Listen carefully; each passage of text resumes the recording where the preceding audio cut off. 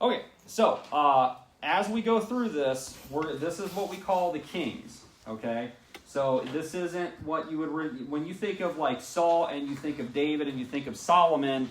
Those are basically the king of Israel. Now we're going to get into the kings, which is all the kings that follow from Rehoboam on, and then all the kings in the divided kingdom of Israel, and all of them from Jeroboam on. Okay? Now, what's going to happen as we go through this is you're going to find out that there's 39 kings in total. Okay? Not including Saul, not including David, not including Solomon. There's 39 kings in total. Okay? It's really relative. If you can remember that number, it's relatively easy to remember because there's going to be 19 kings in the south. There's going to be 19 kings in the north. There's going to be 20 kings in the south. Why is that? Because the north gets conquered long before the south does. Okay? The north will get conquered by Assyria. The south will not get conquered by Assyria. They fight them off. Well, actually, Christ fights them off, but nonetheless, they don't get conquered by Assyria. So 19 in the north, 20 kings in the south. The 19 kings in the north, every single one of them are bad. Every one of them are bad. None of them please God, because they all follow in the sin of Jeroboam, which is the worshiping of the golden calves and worshiping other gods. Now, in the south, you're going to have 20 kings. 7 of those 20 kings are going to be good kings. They will start to fight back and start tearing down a lot of the places that Rehoboam allowed to be built. Because don't think Rehoboam was the good guy here. Rehoboam, when the kingdom divides, he starts putting high places up. And he starts allowing other worship of other gods. Okay, just not so much to the point where he puts 2 golden calves up like Jeroboam did. Rehoboam in the south, he allows this stuff to go on. So 20 kings in the south, 7 of them are good kings. They please God to some degree. 5 of those 7 kings will start revivals. They will actually start bringing back faith in God. But sooner or later, it all goes right back down again. Okay? So in chapter 14, we're going to start with Ahijah's prophecy against Jeroboam. Jeroboam is the king in Israel in the north. Remember, we think of Israel nowadays as Israel as a whole. In this part of the story here, in this part of the Bible, Israel is the northern kingdom. Judah is the southern kingdom. Okay? So it says, at that time, Abijah, son of Jeroboam, became ill. And Jeroboam said to his wife, go, disguise yourself, so that you won't be recognized as the wife of Jeroboam. Then go to Shiloh. Ahijah the prophet is there, the one who told me I would be king over his people. Remember, he's the one that met him on the road, that had a robe, and he takes the robe off while he's camping with them. He's kind of camping out and having beanie weenies. And he takes the robe off, he shreds it into 12 different pieces, and he gives Jeroboam 10 of those 12 pieces. And he says, God has given you 10 of the tribes of Israel, and if you do what the Lord your God says, he will be with you. So what does he do? He goes over there, he takes control, he winds up being the king, and I mean, as fast as he possibly can do, ruling a new country, he does everything God says not to do. Like, it did not take a day before this guy completely and totally wrecked this thing. So, he puts the high places up, he puts the calves up, and stuff like that. So it says, now his son is sick. It says, go to Shiloh, go to Ahijah, the prophet is there, the one who told me I would be king over this people. Take 10 loaves of bread with you, some cakes, and a jar of honey, and go to him. He will tell you what will happen to the boy. So Jeroboam's wife did what he said and went to Ahijah's house in Shiloh. Now Ahijah could not see. His sight was gone because of his age. But the Lord told Ahijah, Jeroboam's wife is coming to ask you about her son, for he is ill. and you are to give her such and such an answer. So when she arrives, she will pretend to be someone else. So when Ahijah heard the sound of her footsteps at the door, he said, Come in, wife of Jeroboam. Why this pretense?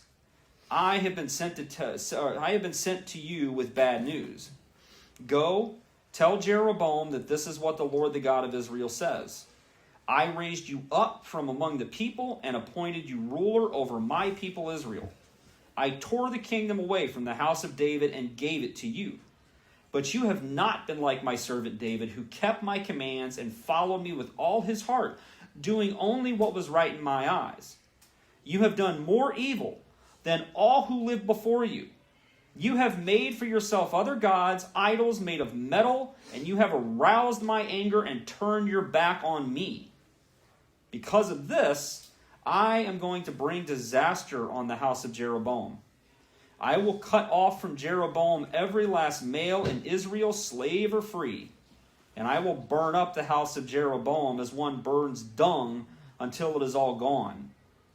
Dogs will eat those belonging to Jeroboam who die in the city, and the birds will feed on those who die in the country. The Lord has spoken. As for you, go back home. And when you set foot in your city, the boy will die. And all Israel will mourn for him and bury him.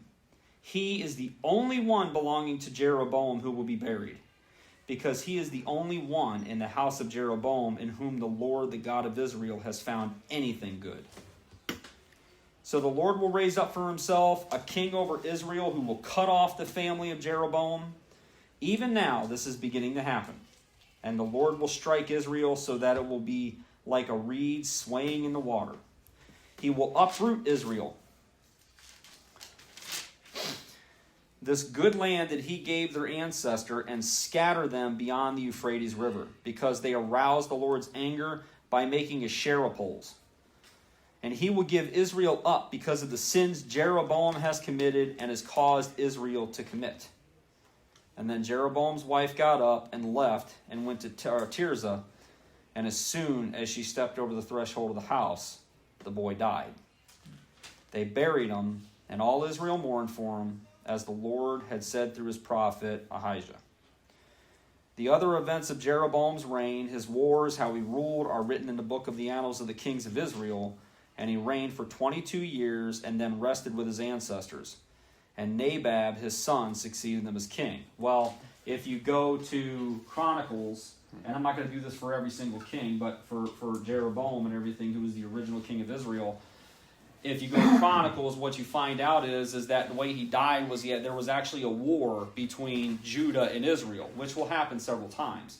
And because God was on the side of Judah, they mopped the floor with Israel.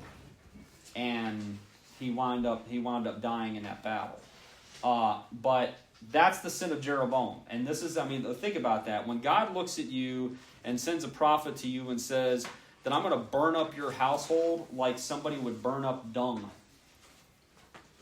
He didn't just sin, okay?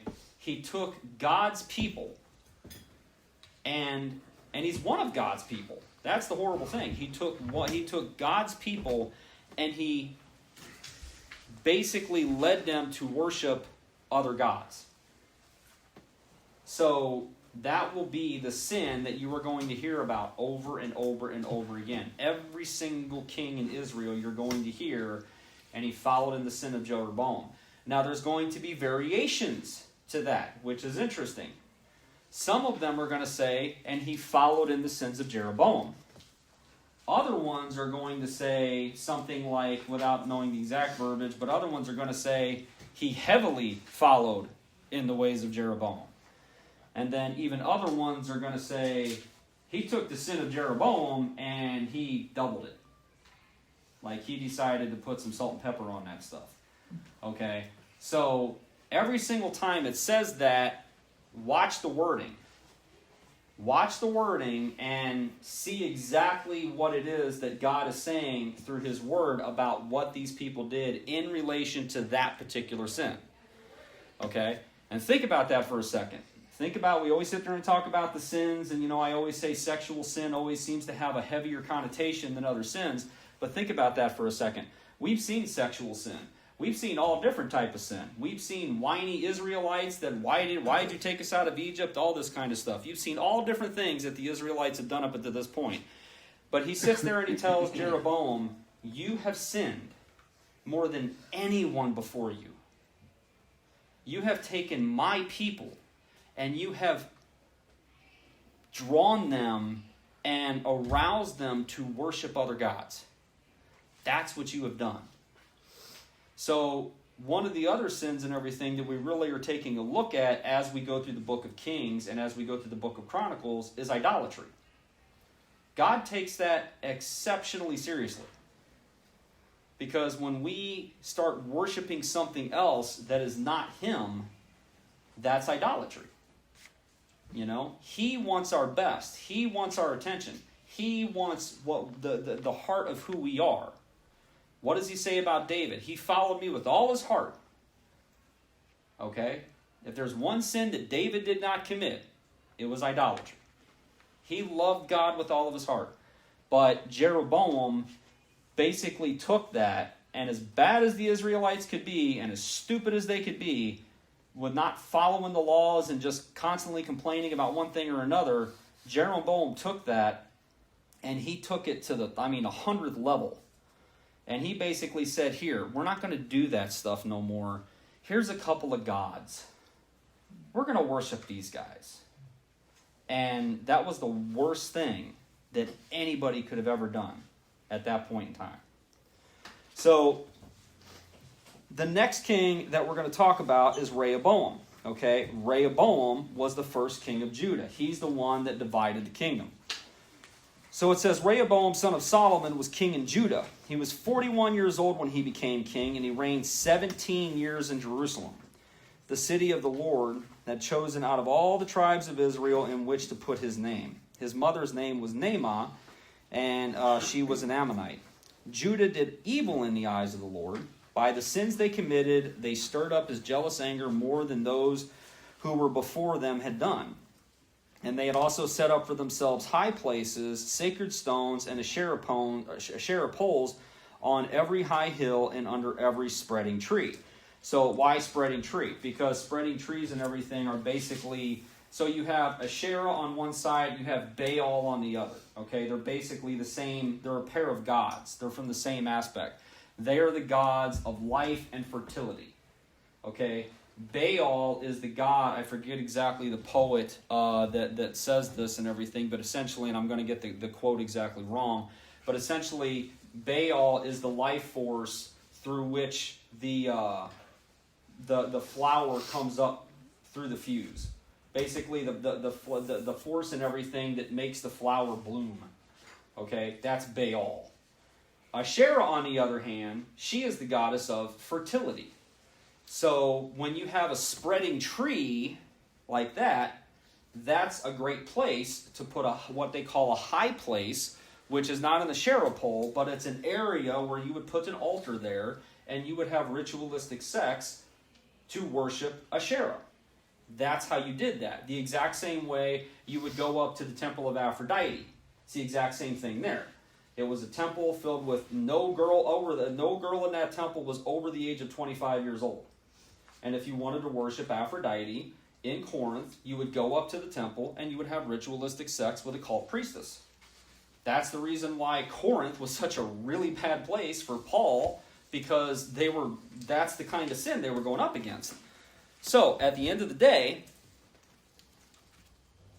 for whatever reason, the only thing I can figure is that he lost 10 kingdoms, and he's looking at Jeroboam, and he's sitting there going like, what's the appeal? Like, why is everybody staying over there?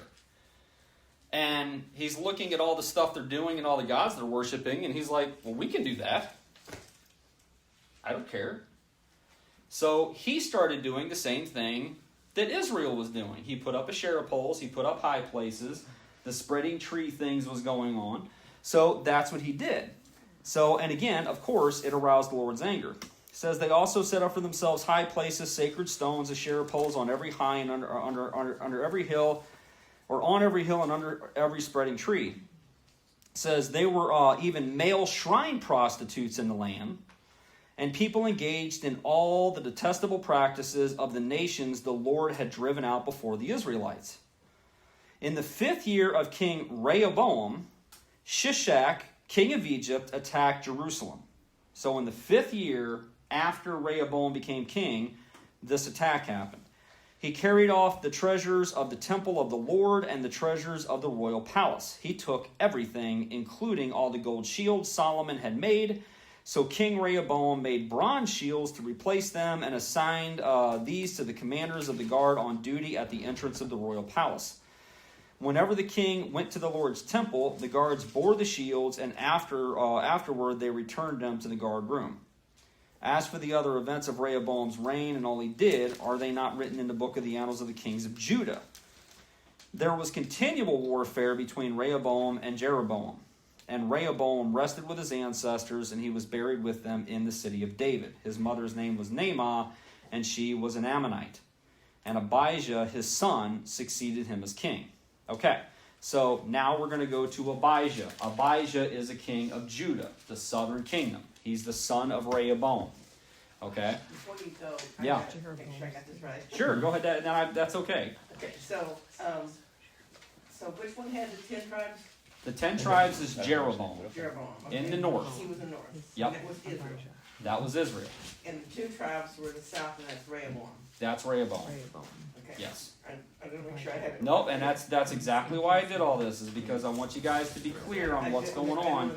I don't want, I've asked you guys before, that like when it came to like the book of Jeremiah or Isaiah and everything, it's like, you guys ever read that book? And everybody's like, yeah. And I'm like, does anybody understand what's actually going on? And everybody's like, no.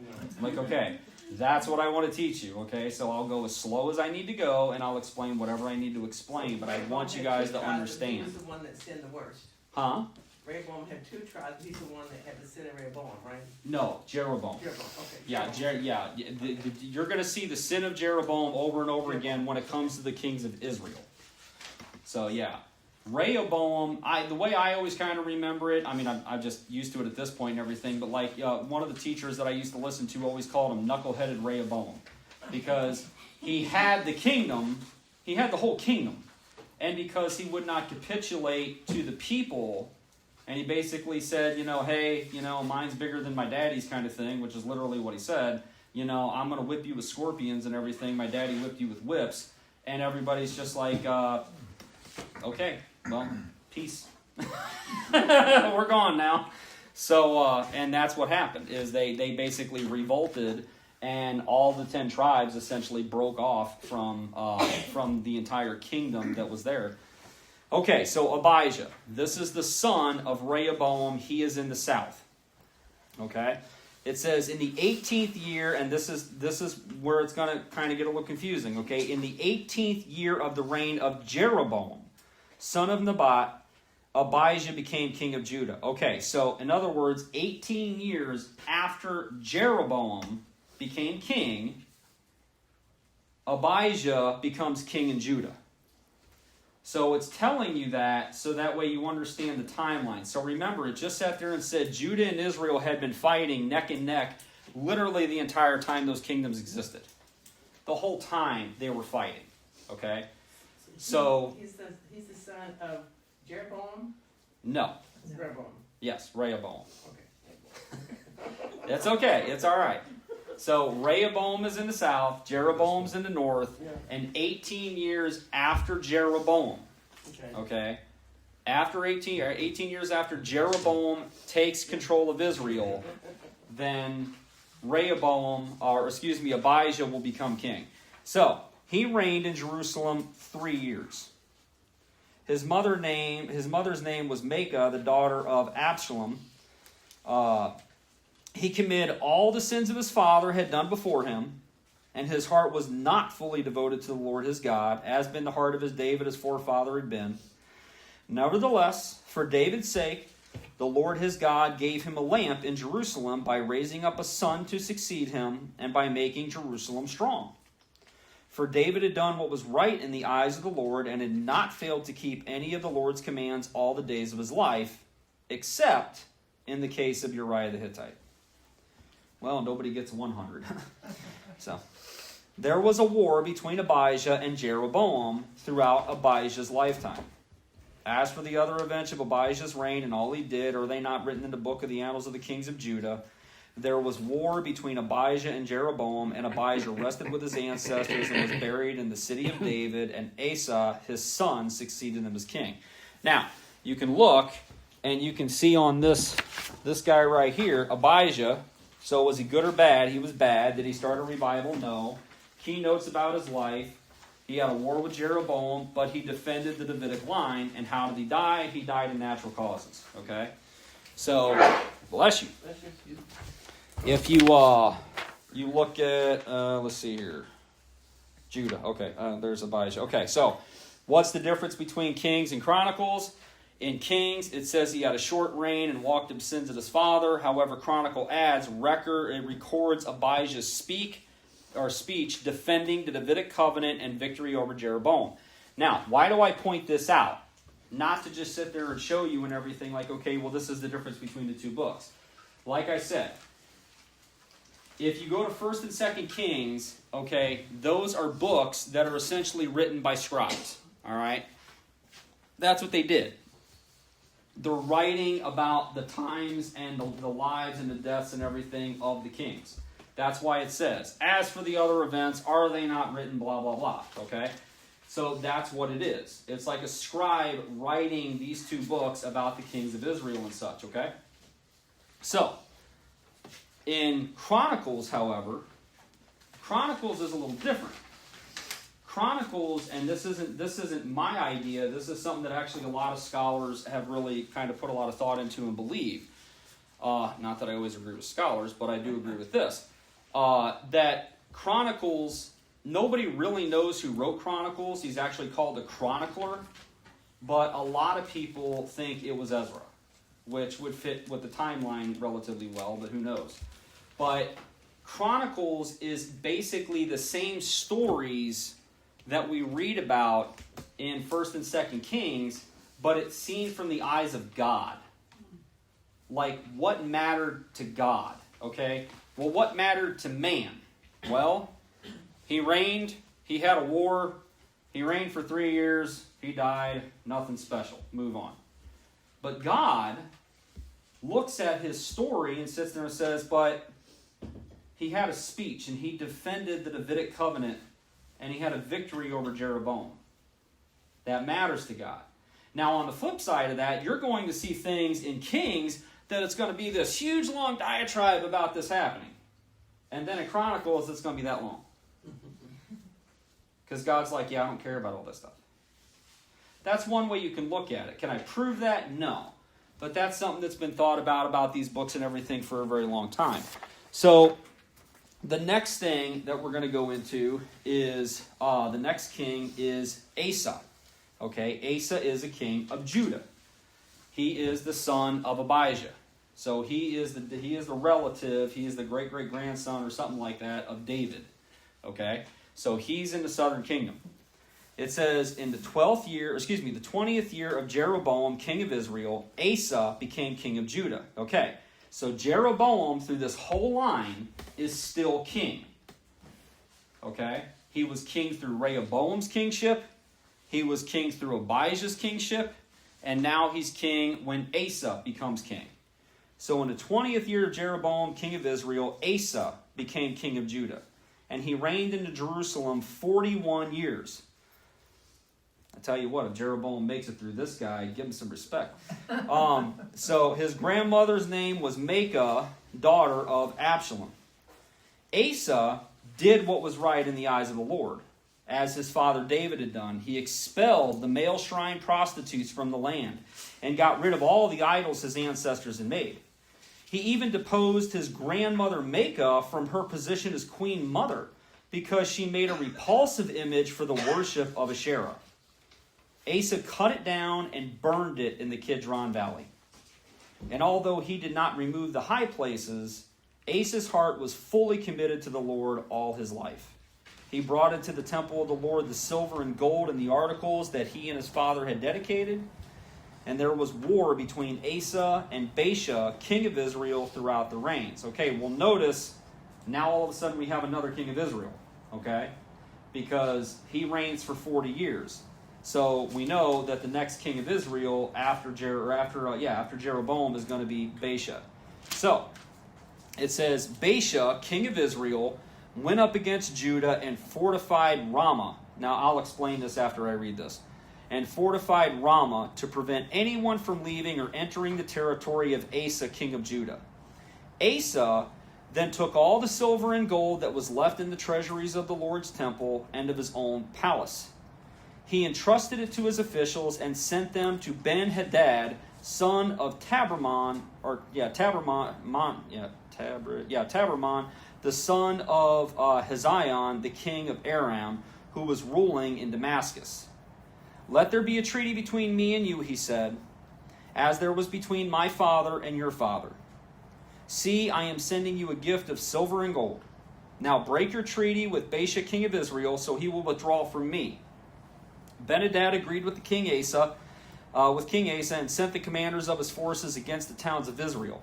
He conquered Ijon, Dan, Abel, Beth-Makkah, and all of Kinnereth, in addition to Naphtali. And when Baasha heard this, he stopped building Ramah and withdrew to Tirzah. Then King Asa issued an order to all Judah that no one was exempt from, and they carried away from Ramah the stones and timber Baasha had been using there, and with them King Asa built up Geba in Benjamin, and also Mizpah. And as for all the other achievements of Asa's reign, all of his achievements, all he did and the cities that he built, are they not written in the book in the annals of the king of Judah? In his old age, however, his feet became diseased. Now, does anybody, obviously there's probably a number of things, but the first thing that comes to my mind is he had diabetes. Yeah, but they wouldn't have known that. So his feet became diseased, and then Asa rested with his ancestors and was buried with them in the city of his father David, and Jehoshaphat, his son, succeeded him as king. Okay, this is one of those stories that, and I honestly, if I thought that I could put them somewhere, maybe I'll talk to Pastor Roger about it and everything, because I have maps. It was actually a gift and everything from Lori years ago when I taught my other class. I have multiple maps that I can use. I just have to figure out a place to put them so that everybody can see them. But those would really be helpful telling the story. Okay, so what was all that stuff that was going on there? So you have Asa. Asa is the king of Judah, okay? You have Israel up here, okay? This is Israel. So you have Judah, you have Israel. Ramah was a city that was on the king's highway, okay? It was on the road that eventually led all the way up through Israel and would eventually go all the way up to what is Syria in Damascus. Now, that's important because the reason why Paul was going to Damascus to stop the Christians was because Damascus was the choke point. You covered Damascus, Christianity never would have got off the continent, okay? Never would have been able to branch out into the world. So they were all trying to get out to go spread the gospel and everything, so he wanted to catch them at the choke point, which was Damascus. Okay, so you have Judah down here, Israel here, and around Israel, basically kind of like in the border area, you have a city called Ramah. If he can cut off Ramah, then nobody from Judah can get out, and nobody trading with Judah can get in. Okay? They're going to suffocate them. So that was the plan. So what he does is he contacts the king that is in Damascus, way up here above Israel. And he says, look, my dad and your dad had this alliance. Here I am sending a lot of gold and silver your way. Let's have an alliance between me and you. Quit working for the king of Israel and be partners with me.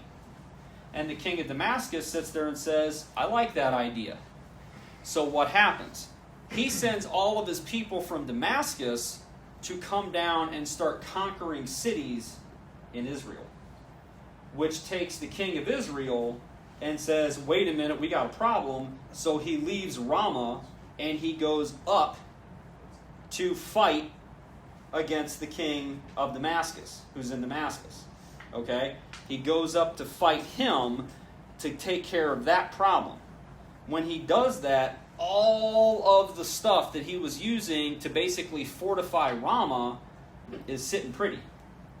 So basically Judah, he says it says he issues an order that nobody was exempt from. In other words, every single person that had an able body went up to Ramah and got all the booty, got all the building stuff, got all the logs, got all the wood, got all the stones, got all the gold, got everything that was there that they were trying to build that up to make sure that it was a choke-off point. Judah got. So that's what happens.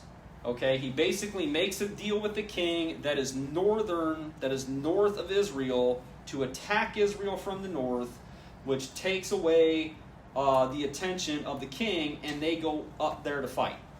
That's the reason why it says, you kind of remember the names and everything, it says he conquered Ijon, Dan, Abel Beth Makkah, Kinnereth, in addition to Naphtali. Okay, these are territories. And they're basically just knocking them off one at a time, because they weren't expecting this. They thought they were an ally. Just knocking them off one at a time. So, that's what happens. And then obviously it goes on like it always does. Asa rested with his ancestors. He either had diabetes or some other kind of disease. But his feet got diseased. He would eventually die. Now, you have Nadab, king of Israel. Okay, so now if you notice, the next king over is Baasha. Baasha is the king that we just read about in Israel. Okay? And you're going to find out why. Because Nabab doesn't last too long. Nadab, son of Jeroboam, became king of Israel in the second year of Asa, king of Judah, and he reigned over Israel 2 years. So the second year of Asa, okay, the third king in Judah from Jeroboam's being king, in the second year, Jeroboam is finally killed. Okay, he's dead. So now his son, Nadab, takes his role. He only reigns in Israel 2 years. He did evil in the eyes of the Lord, following the ways of his father, committing the same sin as his father had caused Israel to commit. Baasha, son of Ahijah, from the tribe of Issachar, plotted against them, and he struck them down at Gibbethon, a Philistine town, while Nadab and all Israel were besieging it. Baasha killed Nadab in the third year of Asa, king of Judah, and succeeded him as king. As soon as he began to reign, he killed Jeroboam's whole family. He did not leave Jeroboam anyone that breathed, but destroyed them all according to the word of the Lord given through his servant Ahijah the Shilonite. And this happened because of the sins Jeroboam had committed and had caused Israel to commit, and because he aroused the anger of the Lord, the God of Israel. As for all the other events of Nadab's reign, and all he did, which, quite frankly, wasn't much, are they not written in the book of the annals of the kings of Israel?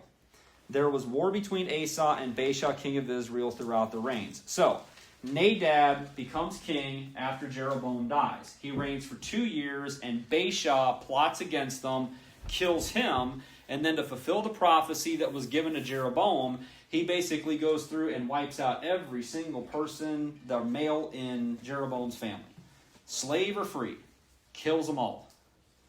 So now you have Baasha as king. And we just learned about part of Baasha's story, how he was trying to basically besiege Judah and try to make it to where there was no economic trade and nobody was able to get in or out from that particular angle. It says, in the third year of Asa, king of Judah, Baasha, son of Ahijah, became king of all Israel in Tirzah, and he reigned 24 years. He did evil in the eyes of the Lord, following the ways of Jeroboam and committing the same sin Jeroboam had caused Israel to commit. So when it says the same sin, Jeroboam, essentially what it's saying is that he did not get rid of the golden calves, and he did not persuade his people to go worship God as they should go worship him. Okay, that's the same sin. He's allowing everybody to worship these gods to make sure that these two kingdoms stay separate. So, it says, Then the word of the Lord came to Jehu, son of Hanani, concerning Baasha. I lifted you up from the dust and appointed you ruler over my people Israel, but you followed in the ways of Jeroboam and caused my people Israel to sin and to arouse my anger by their sins. So I am about to wipe out Baasha and his house, and I will make your house like that of Jeroboam, son of Nebat. Dogs will eat those belonging to Baasha who die in the city, and birds will feed on those who die in the country. And as for all the other events of Baasha's reign, what he did and his achievements, are they not written in the book of the annals of the kings of Israel? Baasha rested with his ancestors and was buried in Tirzah, and Elah, his son, succeeded him as king. Moreover, the word of the Lord came through the prophet Jehu, son of Hanani, to Baasha and his house because of all the evil that he had done in the eyes of the Lord, arousing his anger by the things he did, becoming like the house of Jeroboam, and also because he destroyed it. Well, that's kind of weird, isn't it? Like God sits there and says, I'm gonna rise up somebody and everything to destroy your household, and then he rises up and destroys the household, and God's like, I'm gonna punish you for that now. So I don't know. It's one of those kind of things you got to ask him when you get there. But essentially, he tells Baasha the exact same thing that he tells Jeroboam. Literally verbatim, the exact same thing. Okay, I am going to destroy your entire household because you did not get away from this stuff. Okay, you followed in the exact same sin that he did. So it says, Elah, king of Israel, he didn't last very long either. In the 26th year of Asa, king of Judah, Elah, son of Baasha, became king of Israel, and he reigned in Tirzah 2 years. Zimri, one of his officials who had command of half his chariots, plotted against him. Elah was in Tirzah at the time, getting drunk in the home of Arza, the palace administrator of Tirzah. And Zimri came in, struck him down, and killed him in the 27th year of Asa, king of Judah. Then he succeeded him as king. As soon as he began to reign and was seated on the throne, he killed off Baasha's whole family. He did not spare a single male, whether relative or friend. So Zimri destroyed the whole family of Baasha in accordance with the word of the Lord spoken against Baasha through the prophet Jehu. Because of all the sins Baasha and his son Elah had committed and had caused Israel to commit, so they aroused the anger of the Lord, the God of Israel, by their worthless idols.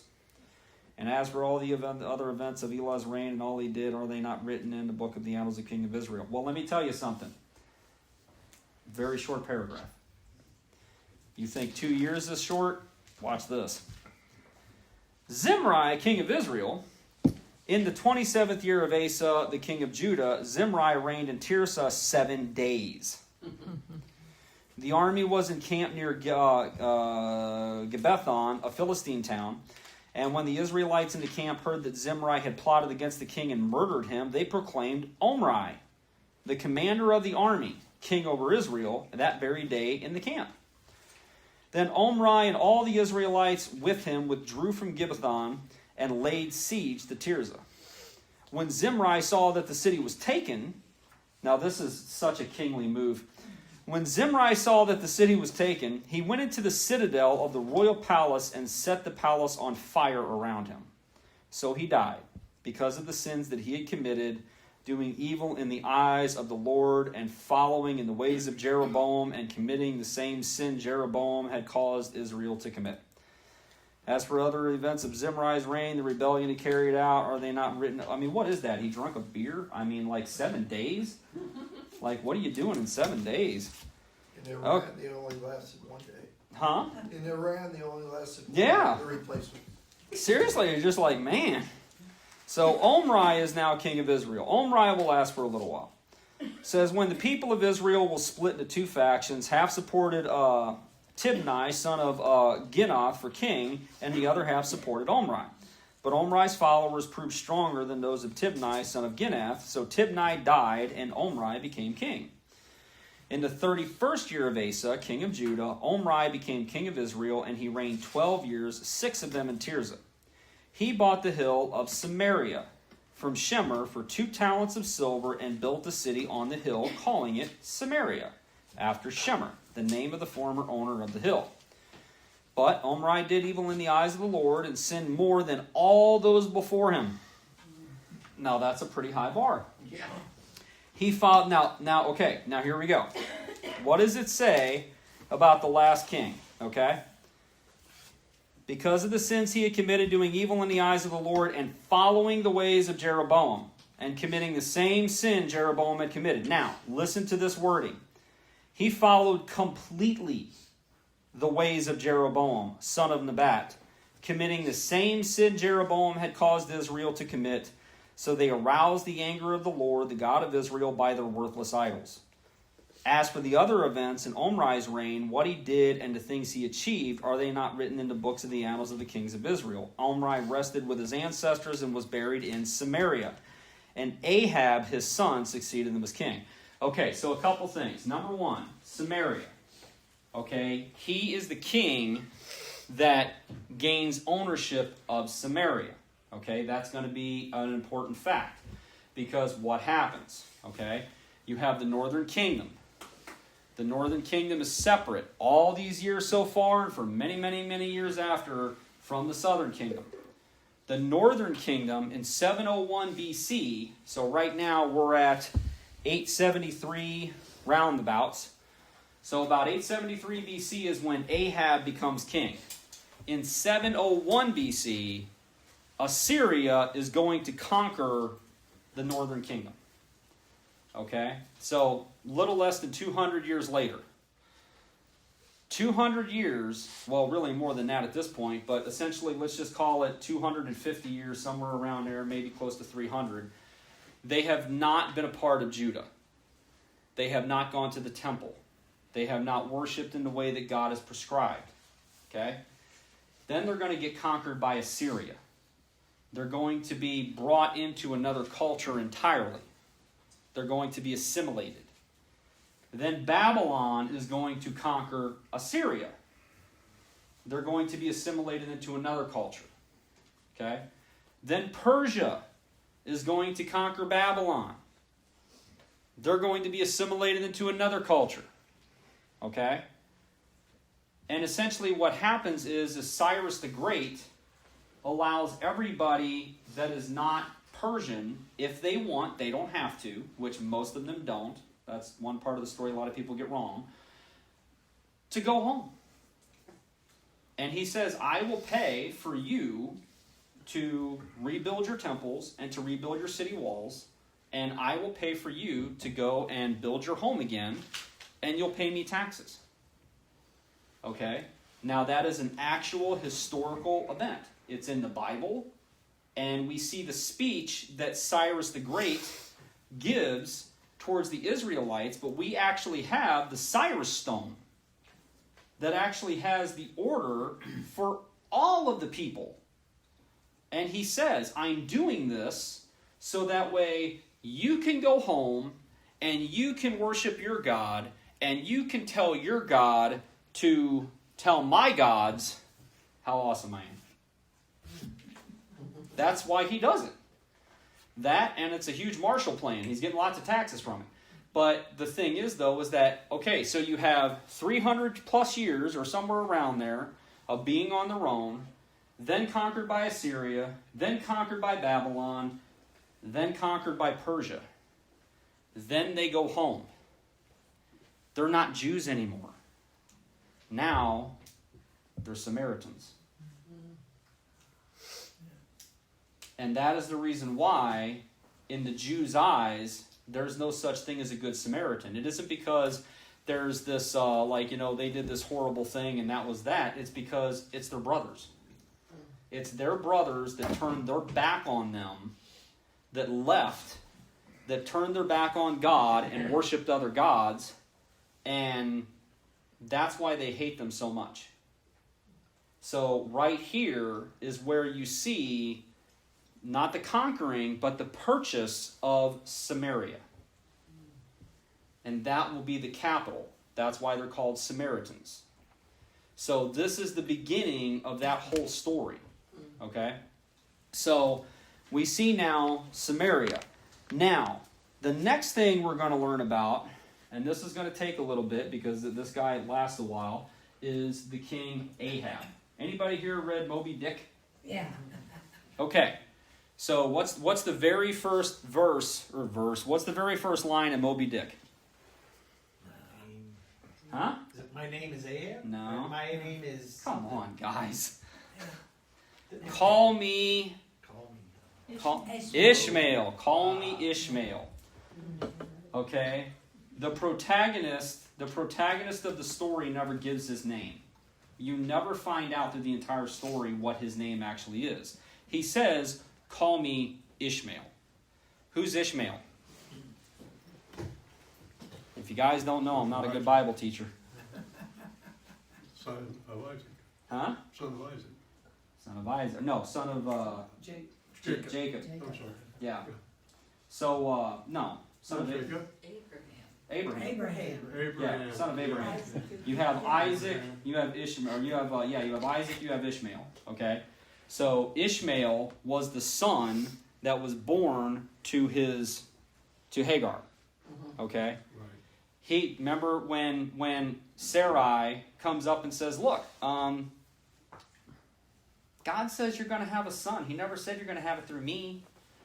So why don't you sleep with my 18-year-old Egyptian, handmaid here? And Abraham says, okie dokie. And they go ahead and they do that thing. And he loves his son. He loves Ishmael. He loves Ishmael. But God says, no, that wasn't the plan. You will have a son through Sarai or through Sarah. And that will be the son that the promise is going to go through. And Abraham says, oh, if only you would bless Ishmael. And God says, okay, he will become a leader of a great people too. So all this stuff you're seeing in the Middle East, those are all Ishmael's descendants. He was a wanderer. That's what he was. He didn't have a home. He was a wanderer. And he wound up being what we now call the leader of the Palestinian people, of the Arab people. So all the stuff that you're seeing over there, the Jews, the Israelites and everything, taking on like Iran and stuff like that. Well, Iran is actually the last remnant of the Persian Empire, but Saudi Arabia and all that kind of stuff, they are the descendants of Ishmael, and Israel is the descendants of Isaac. It's all wrapped up. That's the reason why that's why the peace agreement that everybody came across and everything over there, what's it called? The Abraham Accords. It's because they all look at Abraham as their father. So, he says, call me Ishmael. In other words, I'm a wanderer. I'm a nobody. Okay? The protagonist of the story is this nut job of a captain. Okay? Now, if you read Moby Dick, you're going to figure out very quickly the entire book is based on Christian values. The whole thing is it's a Christian book. Okay? But when you read the book and everything, the antagonist of the story is called Ahab. Those are biblical names for a reason. Because Ahab is nuts. Like, he is like the worst king you could possibly imagine. And his wife, Jezebel, anybody ever looked at a chick and sat there and said, man, she's such a Jezebel? Okay, there's a reason why. It's because it's a biblical name. Wait till you see what happens to her. It's so cool. So, anyway, so... yeah, it's pretty rough. It's pretty cool though. But Jezebel is his wife. Okay? So you have Ahab and you have Jezebel. Ahab is by far, if not the worst king, one of the worst. He is evil incarnate. Okay? Which is why, obviously, the writer chose Ahab. So it says, in the 38th year of Asa, king of Judah, Ahab, son of Omri, became king of Israel, and he reigned in Samaria over Israel 22 years. Now notice, Now he's reigning in Samaria. Okay? So it says, Ahab, son of Omri, did more evil in the eyes of the Lord than any of those before him. He not only considered it trivial to commit the sins of Jeroboam, son of Nebat, but he also married Jezebel, daughter of Ethbaal, king of the Sidonians, and began to serve Baal and worship him. Okay, so remember what I said. You had ones that they followed in the ways, okay? Then, a little while ago, he followed completely the ways. Now you get to Ahab, and God says, this dude thought that stuff was nothing. It was a trivial matter. Who cared? I got way bigger plans than that. So he marries Jezebel, and he actively starts worshiping Baal. Not he allows his people to do it, he does it. Okay? He actively does this. So it says he set up an altar for Baal in the temple of Baal that he built in Samaria. Ahab also made an Asherah pole and did more to arouse the anger of the Lord, the God of Israel, than did all the kings of Israel before him. And in Ahab's time, Ahiel of Bethel rebuilt Jericho. And he laid its foundations at the cost of his firstborn, Abiram, and he set up its gates at the cost of his youngest son, Segub, in accordance with the word of the Lord spoken by Joshua, son of Nun. Let's go back to real quick, just so I can show you what he's talking about. Let's go back to Joshua. Okay? Joshua crosses the river Jordan, and he takes on Jericho. In case anybody's wondering, no, I'm not going to tell you about how Jericho fell again. I know that's a boring story. Okay. So it says, now when Joshua was near Jericho, he looked up and saw a man standing in front of him with a drawn sword in his hand, and Joshua went up to him and asked, are you for us or for our enemies? Neither, he replied. But as commander of the army of the Lord, I have now come. And then Joshua fell face down to the ground in reverence and asked him, what message does my Lord have for his servant? So who's the man that he's seeing? The angel of the Lord. Okay? He's seeing Jesus Christ. He's seeing the pre-incarnate Christ. What does he say? I am the commander of the Lord's armies. Okay? So, it says, the commander of the Lord's army replied, take off your sandals, for the place you are standing is holy, and Joshua did so. Now the gates of Jericho were securely barred because of the Israelites, and no one went out and no one came in. So anyway, it goes through this whole story, okay, of how they basically did exactly what the angel of the Lord told them, and basically wiped Jericho out, okay? It says in verse 26 of chapter 6 of Joshua, it says, at that time Joshua pronounced this solemn oath, cursed before the Lord is the one who undertakes to rebuild this city Jericho. At the cost of his firstborn he will lay its foundations, and at the cost of his youngest he will set up its gates. So the Lord was with Joshua, and his fame spread throughout the land. This is before any of the kings. This is right when they first come into the land. This is very shortly after Moses dies, is when this curse is laid on this land. And then here we are, all the way in probably around 860, 870, somewhere around there. It doesn't really tell us how long.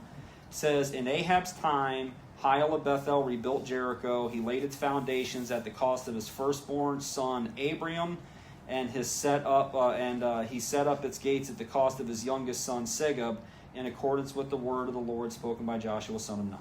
That means his son died at the cost of? Yeah, both of his sons died rebuilding Jericho because that was the curse that set upon that Joshua set upon it.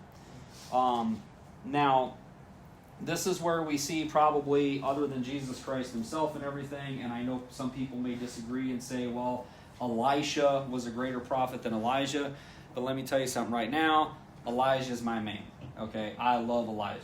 Elijah is so cool. So Elijah is an incredibly powerful prophet.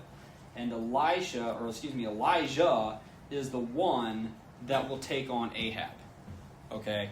So this is a huge battle that is going to go back and forth, all right? Now, to give you kind of like an understanding of who Elijah is, the best way I can describe him is like the P.T. Barnum of the prophets, okay? This dude loves to put on a show. Elisha's the exact opposite. He's very timid. He's quiet.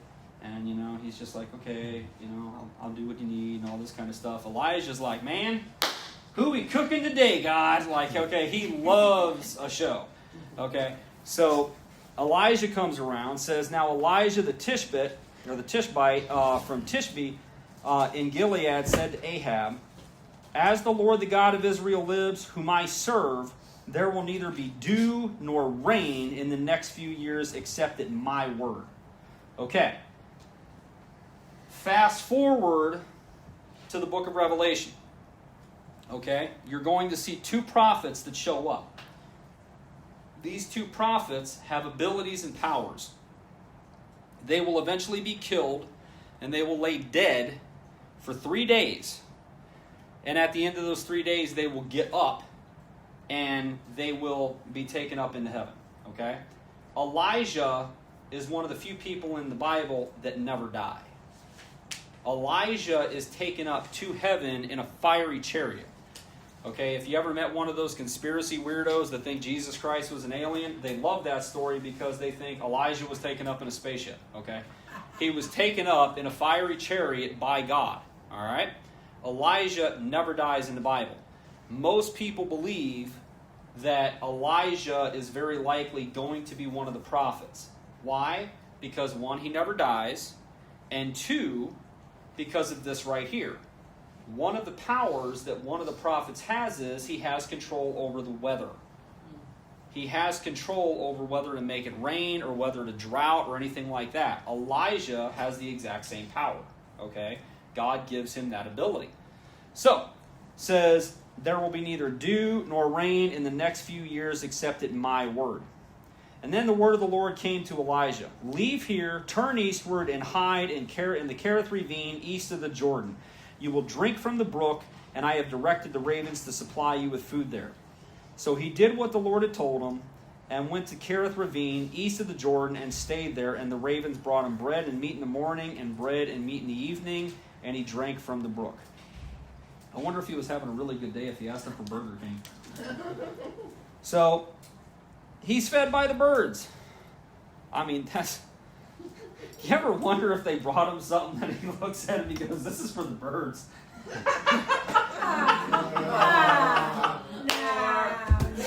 I love it when I can get a good dad joke in. Okay, so anyway. Now see, if my kids were here, you just heard, oh, jeez, Dad. My kids hate my jokes. Okay, so, all right, so he was fed by the ravens. It says sometime later, the brook dried up because there had been no rain in the land. And then the word of the Lord came to him and said, go out to Zarephath in the region of Sidon and stay there. I have directed a widow there to supply you with food. So he went to Zarephath, and when he came to the town, a widow there was gathering sticks. Now understand something here, and they actually allude to this. I think Jesus alludes to it in his Gospels, but they actually show this scene and everything in The Chosen. When he sits there and he's telling them, it was the scene, I think they got the scene wrong, to be honest with you, but I mean, it was the scene where he was sitting there in the temple, in the synagogue, and he was teaching from the book of Isaiah, which was a messianic passage. And when he sits there and he says, the Spirit of the Lord has come upon me, he's like, the Spirit of the Lord has come upon me. Like he was basically saying, I'm the person that Isaiah is talking about. And then after he gets done reading the passage, he says, this prophecy has been fulfilled in your presence. Okay? So basically he's saying, like, this is me. Okay? They get furious about it. All right? But one of the things that he says in that scene, in the show and everything, is he sits there and he's arguing with them about this thing right here. And he says that God did not send Elijah to a Jew. This is not only Gentile territory, it's also the territory and the homeland of Jezebel. So he literally sends his greatest prophet to the place where Baal is worshipped all over the place. And everybody else is starving to death because of this famine, because God has caused this famine and this drought, but he's taking care of the prophet literally in the homeland of the God that is supposed to be the God of life. So again, remember the Egyptian thing, okay? Every single plague that God put on the Egyptians wasn't just to sit there and say, you've made me angry, so now I'm going to do something bad to you. Every single plague fought an Egyptian god. Every single plague was to show this Egyptian god that's over the Nile, I beat that guy. This Egyptian god that's over your livestock, I beat that guy. All the way to the point where he goes to his son and he says, by the way, the king of your gods, Ra, the god of life, guess what? He ain't got nothing on me. Okay?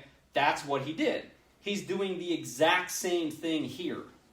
He is showing them that this Baal dude that everybody likes so much, that for whatever reason, even though he's the god of bringing forth life, can't bring forth life because there's a drought. God is sitting there saying, guess what? There's going to be one dude living high on the hog. He's going to be my boy. And he's going to be this lady that he's staying with. Okay? He's showing them that God beats Baal, is what he's doing. So he says, I want you to go find this Gentile woman in the heart of this land that Baal is worshipped. So he finds her. And he finds a widow who is there gathering sticks. And he called to her and he asked, would you bring me a little water in a jar so that I may have a drink? And as she was going to get it, he called, and bring me, please, a piece of bread. And she says, she turns around, and you got to imagine her face here at this point, because, she's literally dying. She's starving. And she sits there and she says, as surely as the Lord your God lives, she replied, I don't have any bread. Only a handful of flour in a jar, and a little olive oil in a jug.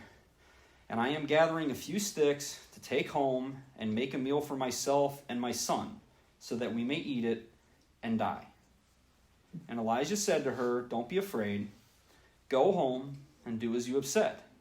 But first, make a small loaf of bread for me from what you have, and bring it to me. And then make something for yourself and your son. For this is what the Lord, the God of Israel, says. The jar of flour will not be used up, and the jug of oil will not run dry until the day the Lord sends rain on the land. So she went away and did as Elijah had told her. So there was food every day for Elijah and for the woman and her family, for the jar of flour was not used up, and the jug of oil did not run dry, in keeping with the word of the Lord spoken by Elijah. And some time later, the son of the woman who owned the house became ill, and he grew worse and worse, and finally stopped breathing. And she said to Elijah, what do you have against me, man of God? Did you come to remind me of my sin and kill my son? Give me your son, Elijah replied. And he took him from her arms and carried him to the upper room where he was staying and laid him on his bed. And then he cried out to the Lord, Lord my God, have you brought tragedy even on this widow I am staying with by causing her son to die? And then he stretched himself out on the boy 3 times. And he cried out to the Lord, Lord my God, let this boy's life return to him. And the Lord heard Elijah's cry, and the boy's life returned to him, and he lived. And Elijah picked up the child and carried him down from the room in the house, and he gave him to his mother and said, look, your son is alive. And then the woman said to Elijah, now I know that you are a man of God, and that the word of the Lord from your mouth is truth. Okay, so a couple things we need to get from this story.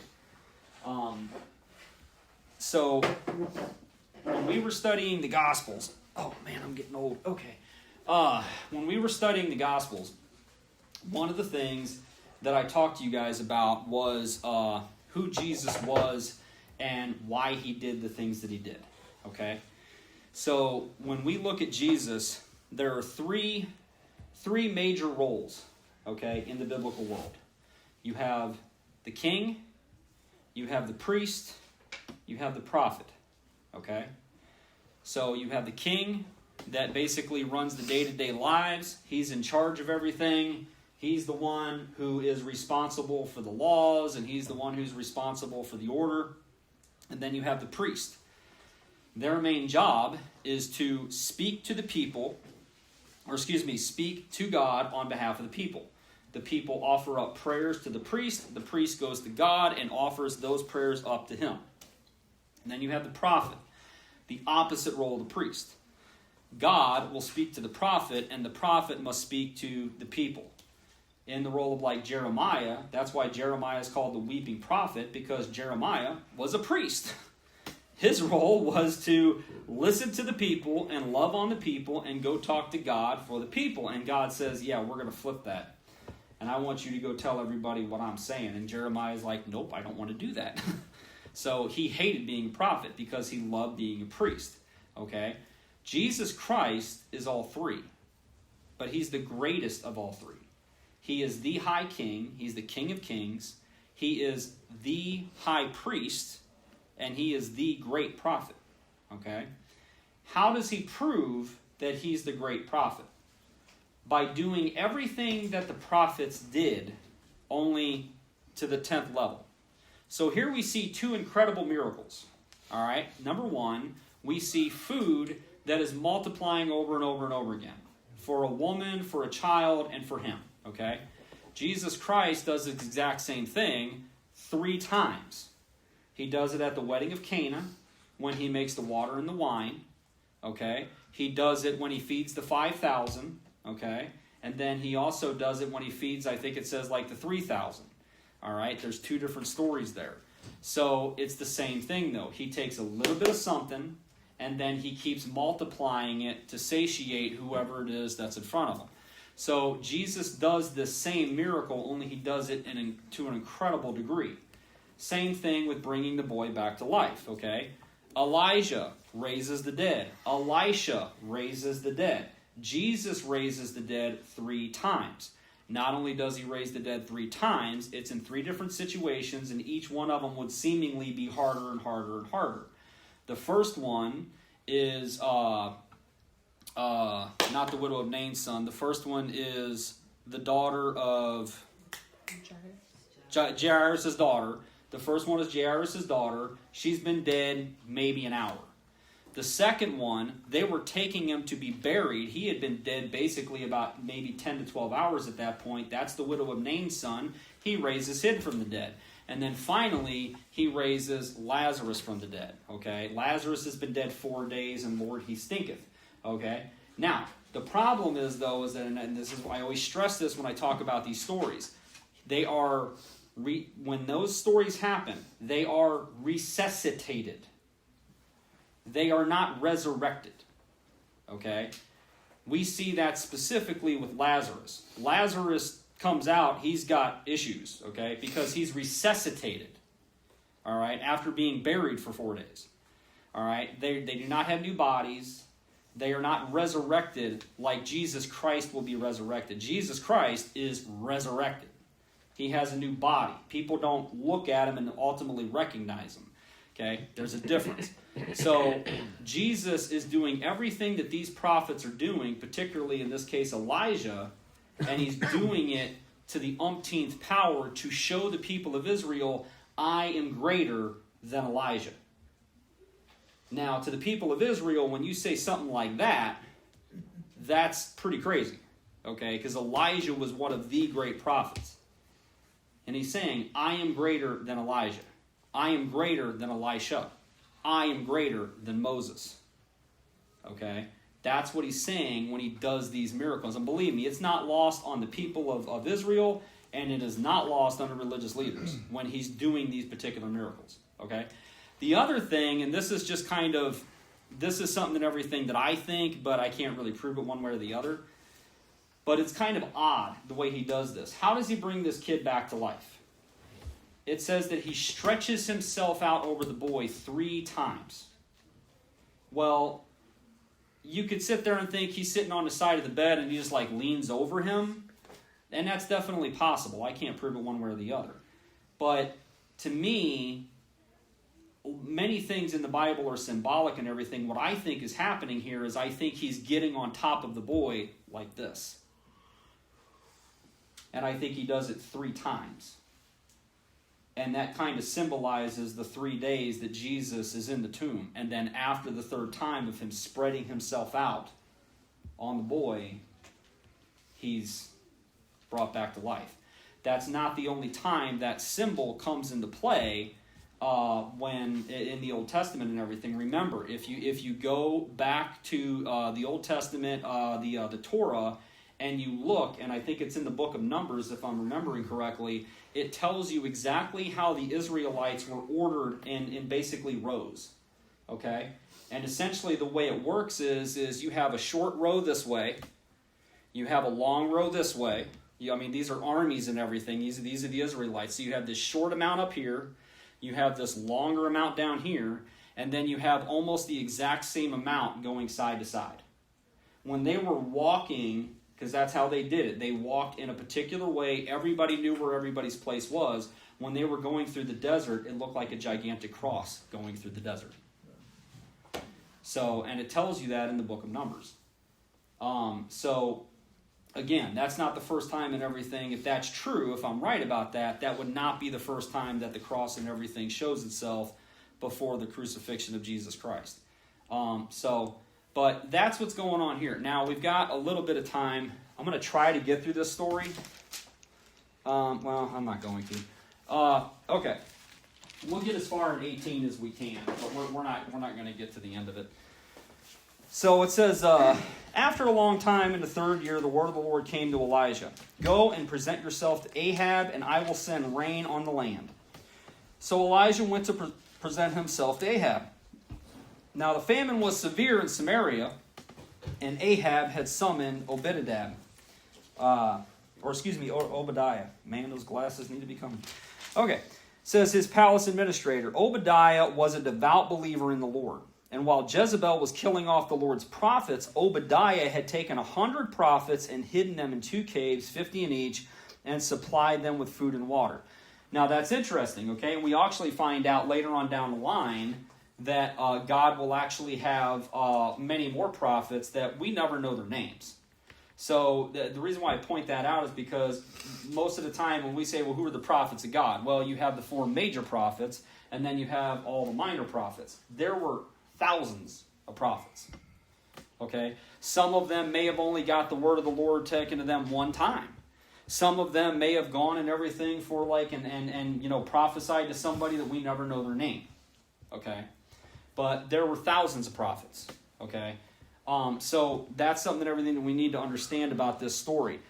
Jezebel is killing prophets. She's literally hunting them. And Obadiah, who is actually the palace administrator working for them, secretly is a follower of God. And he is secretly hiding prophets in a cave. Okay, in 2 different places. So that way if they get caught, not all of them are wiped out at once. So it says he hid them in 2 caves, 50 in each, and supplied them with food and water. Ahab had said to Obadiah, go through the land to all the springs and valleys, and maybe we can find some grass to keep the horses and mules alive so we will not have to kill any of our animals. So they divided the land they were to cover, Ahab going in one direction and Obadiah in another. As Obadiah was walking along, Elijah met him. And Obadiah recognized him, bowed down to the ground, and said, is it really you, my lord Elijah? Yes, he replied. Go and tell your master, Elijah is here. And Obadiah looks at him, and he's just like, what? So he's like, what have I done wrong that you're handing your servant over to Ahab to be put to death? As surely as the Lord lives, the Lord your God lives, there is not a nation or kingdom where my master has not sent someone to look for you. And whenever a nation or kingdom claimed that you were not there, he made them swear they could not find you. But now you tell me to go to my master and say, Elijah is here. I don't know where the Spirit of the Lord may carry you when I leave you. If I go and I tell Ahab and he doesn't find you, he's going to kill me. Yet I, your servant, have worshipped the Lord since my youth. Haven't you heard, my Lord, what I did while Jezebel was killing the prophets of the Lord? I hid 100 of the Lord's prophets in 2 caves, 50 in each, and I supplied them with food and water. And now you tell me to go to my master and say, Elijah is here. He'll kill me. And Elijah said, as the Lord Almighty lives, whom I serve, I will surely present myself to Ahab today. Okay. So Obadiah went to meet Ahab and told him, and Ahab went to meet Elijah. And when he saw Elijah, he said to him, Is that you, the troubler of Israel? I have not made trouble for Israel, Elijah replied. But you and your father's family have. And you have abandoned the Lord's commands and have followed the Baals. Now summon the people from all over Israel to meet me on Mount Carmel. And bring 450 prophets of Baal and the 400 prophets of Asherah who eat at Jezebel's table. So Ahab sent word throughout all of Israel and assembled the prophets on Mount Carmel. And Elijah went before the people and said, how long will you waver between two opinions? If the Lord is God, then follow him. But if Baal is God, then follow him. And the people said nothing. Then Elijah said to him, I am the only one of the Lord's prophets left, but Baal has 450 prophets. Get 2 bulls for us. Let Baal's prophets choose one for themselves, and let them cut it into pieces and put it on the wood and not set fire to it. I will prepare the other bull and put it on the wood, but not set fire to it. And then you call on the name of your God, and I will call on the name of the Lord. And the God who answers by fire, he is God. And then all the people say, what you say is good. So Elijah said to the prophets of Baal, choose one of the bulls and prepare it first, since there are so many of you. Call on the name of your God, but do not light the fire. So they took the bull given them and prepared it. And then they called on the name of Baal from morning until noon. Baal, answer us, they shouted, but there was no response. No one answered. And they danced around the altar they had made. At noon, Elijah began to taunt them. Shout louder, he said. Surely he is a god. Perhaps he is deep in thought, or busy, or traveling. Maybe he is sleeping and must be awakened. So they shouted louder and slashed themselves with swords and spears, as was their custom, until their blood flowed. Midday passed, and they continued their frantic prophesying until the time for evening sacrifice. But there was no response, no one answered, no one paid attention. And then Elijah said to all the people, come here to me. So they came to him, and he repaired the altar of the Lord which had been torn down. And Elijah took 12 stones, one for each of the tribes of the descendants of Israel, whom the word of the Lord had come, saying, your name shall be Israel. And with the stones he built an altar in the name of the Lord, and he dug a trench around it large enough to hold 2 seahs of seed. He arranged the wood and cut the bull into pieces and laid it on the wood. And then he said to them, fill 4 large jars with water and pour it on the offering and on the wood. Now understand here, and I got to speak about this quickly because I'm running out of time. Understand, he's on top of Mount Carmel. The river is all the way down at the bottom of the mountain. So he's telling 450 prophets, actually 900 of them really, from Asherah or from Asherah. He's basically saying, take these 4 jars, go down there, fill them up, and then bring them all back up here. So he's dug a trench around this thing so it can hold water. So they basically take all these huge jars. These are big jars. They're like this big. Okay, he takes these huge jars and dumps the water on the bull so that it doesn't just flow away, it flows into this trench. And then he says, do it again. And they did it again. Do it a 3rd time, he ordered, and they did it a 3rd time. The water ran down around the altar and even filled the trench, was how much water they used. And at the time of sacrifice, the prophet Elijah stepped forward and prayed, Lord, the God of Abraham, Isaac, and Israel, let it be known today that you are God in Israel, and that I am your servant, and have done all these things at your command. Answer me, Lord, answer me, so that these people will know that you, Lord, are God, and that you are turning their hearts back again. And then the fire of the Lord fell and burned up the sacrifice, the wood, the stones, and the soil, and also licked up the water in the trench. And when all the people saw this, they fell prostrate and cried, the Lord, he is God, the Lord, he is God. And then Elijah commanded them, seize the prophets of Baal, don't let anyone get away. And they seized them, and Elijah had them brought down to the Kishon Valley and slaughtered there. And Elijah said to Ahab, go, eat, and drink, for there will be a sound of heavy rain. So Ahab went off to eat and drink, but Elijah climbed to the top of Mount Carmel, bent down to the ground, and put his face between his knees. He says, go and look toward the sea, he told his servant. And he went up there and looked, and there was nothing there. Or he said, there's nothing there, he said. 7 times Elijah said, go back. And the 7th time the servant reported, a cloud as small as a man's hand is rising from the sea. So Elijah said, go and tell Ahab, hitch up your chariot and go down before the rain stops you. And meanwhile, the sky grew black with the clouds, the wind rose, a heavy rain started to fall, and Ahab rode off to Jezreel. And the power of the Lord came on Elijah, and tucking his cloak into his belt, he ran ahead of Ahab all the way to Jezreel. Okay, so stick with me for 5 minutes. Okay, so what happens? After this whole, again, P.T. Barnum, okay, after this whole spectacle of him doing this to the prophets, God burns up everything that there is on the altar. He tells the people that are watching this, that have now prophesied or basically testified that God is in fact God, they grab a hold of all the prophets, they take them down to the valley where the river is, and they slaughter them all. Then Elijah goes back up to the mountain, puts his head between his knees, and he starts praying. All the while, his servant dude is behind him, and while he's praying and everything, and he's praying over and over again, he goes, go look at the ocean.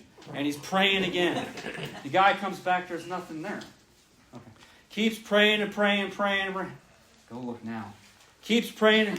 Finally, he comes back the 7th time and he goes, there's this little cloud that's coming up out. And he's like, we're good. Tell King he better get out of here because it's about to be a big one. So as this little tiny cloud starts becoming this gigantic thunderstorm that's getting ready to lay waste and cause a huge flood. This is so weird.